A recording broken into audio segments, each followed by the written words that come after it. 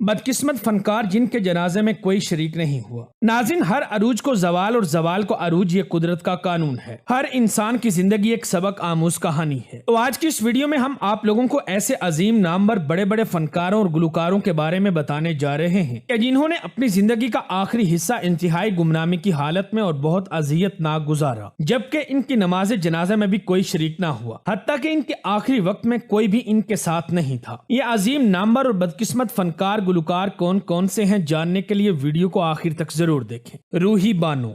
हमारी इस लिस्ट में सबसे पहले नंबर पर पाकिस्तान स्टेज और टीवी की सफ़े अव्वल की अदाकारा रूही बानो आती हैं। रूही बानो 10 अगस्त 1951 को कराची में पैदा हुई। ये बहुत पढ़ी लिखी खातून थी जिन्होंने साइकोलॉजी में मास्टर्स कर रखा था। हसीना मुइन के ड्रामा सीरियल जेर जबर पेश से अपने कैरियर की शुरुआत की। इनके मशहूर ड्रामे किरण कहानी और जर्द गुलाब थे। Pride of performance holder Roohi Bano ने 2 शादियां की, लेकिन दोनों नाकाम हुई। ये गुलबर्ग 3 लाहौर में रिहाइश पजीर थी। मई 2005 में जब रूही बानो की वालदा की अचानक मौत हुई तो रूही बानो डिप्रेशन में चली गई। रूही बानो की वालदा कराची में रिहाइश पजीर थी, जबकि खुद रूही बानो लाहौर में रहती थी। ये अपनी वालदा की अचानक मौत की वजह से डिप्रेशन में रहने लगी। फिर इसी साल नवंबर 2005 में एक ऐसा वाकया पेश आया जिसने रूही बानो को जीते जी मार दिया। ईद के तीसरे दिन रूही बानो के अकलौते बेटे को दिन दिहाड़े कत्ल कर दिया गया। पहले वालदा और फिर बेटे की अचानक मौत ने रूही बानो को मुकम्मल तौर पर खत्म करके रख दिया। ये पागल हो गई, घर बार छोड़ दिया और सड़कों पर रहने लगी। 2006 से 2013 तक रूही बानो घर से बाहर रही। कोई भी नहीं जानता था कि ये 7 साल रूही ने कहां और किस हाल में गुजारे। पाकिस्तान टीवी इंडस्ट्री की नंबर 1 अदाकारा, जो बहुत उम्दा अदाकारा होने के साथ साथ बहुत ज्यादा खूबसूरत भी थी, लेकिन माँ की वफात और अकलौते बेटे के कत्ल के बाद इस कदर डिप्रेशन में चली गई कि खुद को भी भुला बैठी। जब रूही बानो को पाकिस्तान समेत इंटरनेशनल मीडिया ने दिखाया कि माजी की नामवर अदाकारा इस तरह सड़कों पर धक्के खा रही है और अपना जहनी तवाजुन भी खो चुकी है, तो हुकूमत पाकिस्तान हरकत में आई। रूही बानो का इलाज शुरू हो गया, मगर कोई फायदा ना हुआ, जर्रा भर भी बेहतरी ना आई।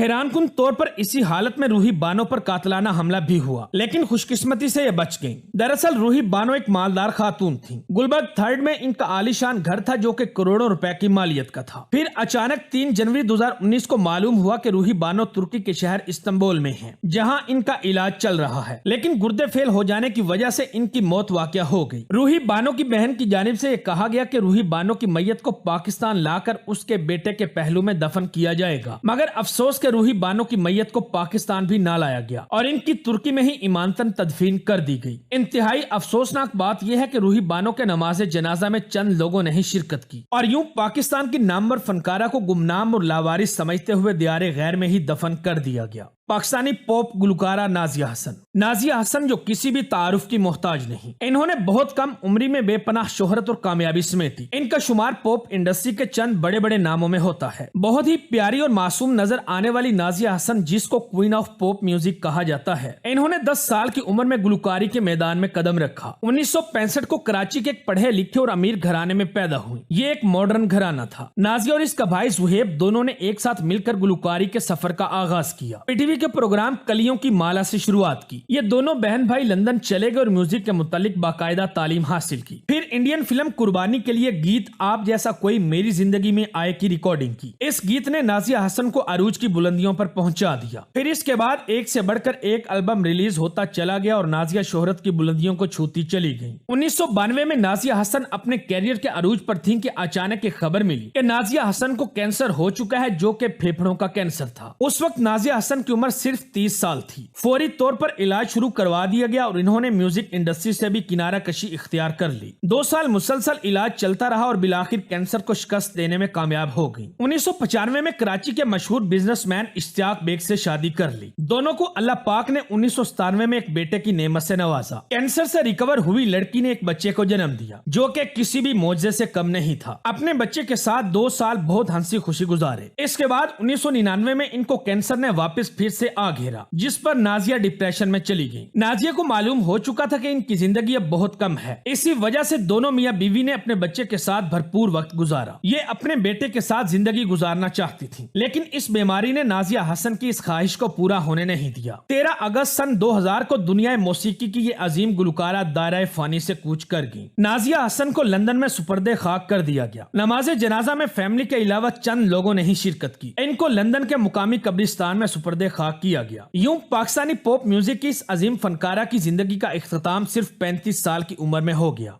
गुलूकार इखलाक अहमद। नाज़रीन, हमारी इस लिस्ट में नंबर 3 पर पाकिस्तानी म्यूजिक इंडस्ट्री के लेजेंड अदाकार इखलाक अहमद आते हैं। ये 1946 को दिल्ली में पैदा हुए। तकसीम हिंद के वक्त पाकिस्तान आए और लाहौर में आकर बस गए। गुलूकारी का शौक इनको बचपन से ही था और अपने इसी शौक की खातिर कराची चले गए। 60 की दहाई में कराची के एक स्टेज ग्रुप से मुंसलिक हो गए। इस ग्रुप में 2 बड़े फनकार शामिल थे जिनके नाम अदाकार नदीम और गुलूकार मसूद राना थे। ये तीनों मोहम्मद रफी के मद्दाह थे और स्टेज पर उन्हीं के गीत गाया करते थे। 1980 का साल इखलाक अहमद के फनी कैरियर के लिए खुशकिस्मत साल साबित हुआ। फिल्म का नाम बंदिश था, जिसकी मौसीकी रोबन घोष की जानिब से पेश की गई। इस फिल्म का गीत, जो कि आज तक बहुत ज्यादा शौक से सुना जाता है, इनका सदाबहार गाना सोना ना चांदी ना कोई महल, जाने मन तुझको मैं दे सकूंगा। 1985 में इखलाक अहमद को ब्लड कैंसर की तशखीस हुई। इखलाक अहमद 15 साल इस बीमारी के खिलाफ लड़ते रहे। कभी ऐसा महसूस होता कि ये बिल्कुल ठीक हो गए हैं और कभी हालत बिगड़ जाती। इनको 1992 में सरकारी खर्चे पे लंदन इलाज के लिए भिजवाया गया। लंदन में हर तीसरे हफ्ते इनका खून भी तब्दील किया जाता। तमाम साथी फनकारों, हुकूमत और बिलखसूस इखलाक अहमद की बीवी ने इनका बहुत साथ दिया। 15 साल बीमारी के खिलाफ इस तवील जंग के बाद बिलाखिर 1999 में 53 साल की उम्र में तवील अलालत के बाद मौत के खिलाफ ये जंग हार गए। जब इखलाक अहमद का इंतकाल हुआ तो ये लंदन में थे। इनका जनाजा भी वहीं पर पढ़ाया गया और वहीं पर इनको दफन किया गया। इनके नमाज़े जनाजा में भी बहुत कम लोगों ने शिरकत की। मुजफ्फर अदीब।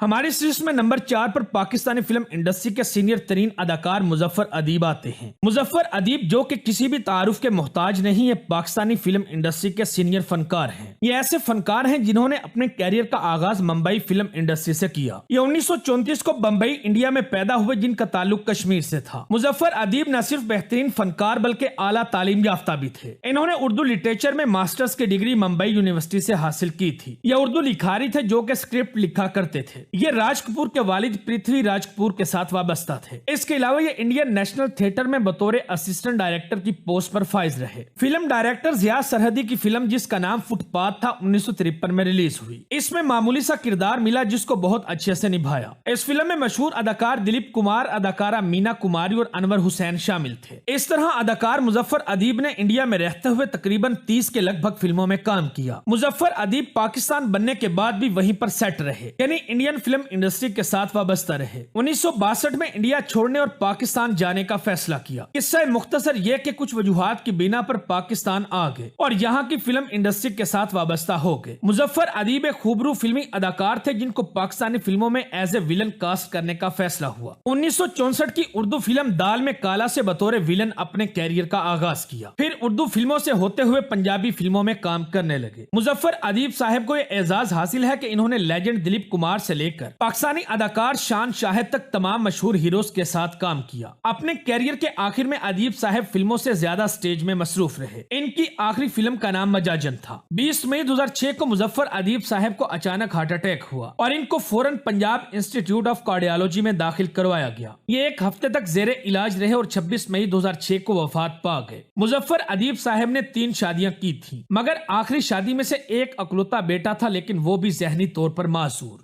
इनकी नमाज जनाजा में बहुत कम लोगों ने शिरकत की और दूसरी वजह मुजफ्फर अदीब साहब की कोई औलाद भी नहीं थी। मुजफ्फर अदीब को करीम ब्लॉक कब्रिस्तान लाहौर में सुपर्दे खाक कर दिया गया। तो नाज़रीन, ये थे पाकिस्तान के अजीम नामवर और बड़े बड़े फनकार जिनकी मौत इंतहाई गुमनामी की हालत में हुई और इनका आखिरी वक्त इंतहाई अजियतनाक गुजरा और इनके जनाजे में भी बहुत कम लोगों ने शिरकत की। वीडियो अच्छी लगे तो दोस्तों के साथ फेसबुक, व्हाट्सएप और दीगर सोशल मीडिया साइट्स पर भी शेयर करें।